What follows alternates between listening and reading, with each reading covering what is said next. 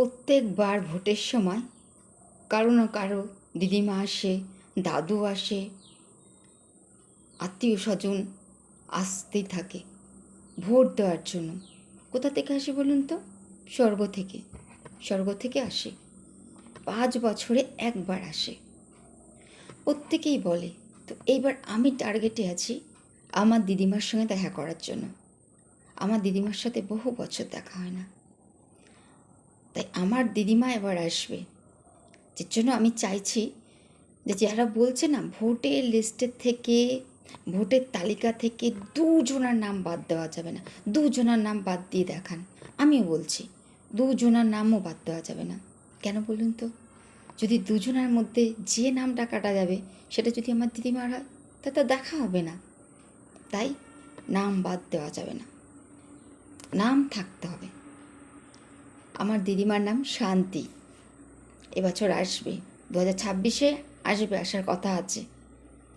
তো আমি দেখা করতে যাব ভেবে রেখেছি, তাই নাম বাদ দেওয়া যাবে না।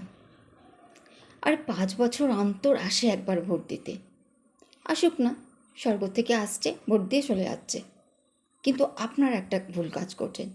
যারা ভোট করাচ্ছেন তারা তো জানেন এই দিদিমা দাদু নেই, উপর থেকে আসে, তাহলে তাদের বাড়ির লোকদের খবর দিতে পারেন না? এই চলো তোমার দিদিমা আসবে, একটু দেখা করে আসবে, অমুক সময় আসবে। তা না, টুক করে ভোটটা নিয়ে নেন আর টুক করে পাঠিয়ে দেন। এবার কিন্তু তা করবেন না। আমার এখানে যারা ডিউটি করবেন তাদের কাছে অবশ্য আমি আগেই বলে আসবো যে আমার দিদিমার নাম শান্তি, কটার সময় আসবে একটু বলে দিতে। এবার কিন্তু আমি দেখা করতে যাব, বহু বছর দেখা হয়নি, অনেক কথা জমে আছে জানো তো, খুব ইচ্ছা দেখা করার। তাই নাম বাদ দিও না। যদি নাম বাদ দাও তাহলে আর দেখা হবে না গো আমার দিদিমার সাথে। তাই তোমরা নাম বাদ দিও না।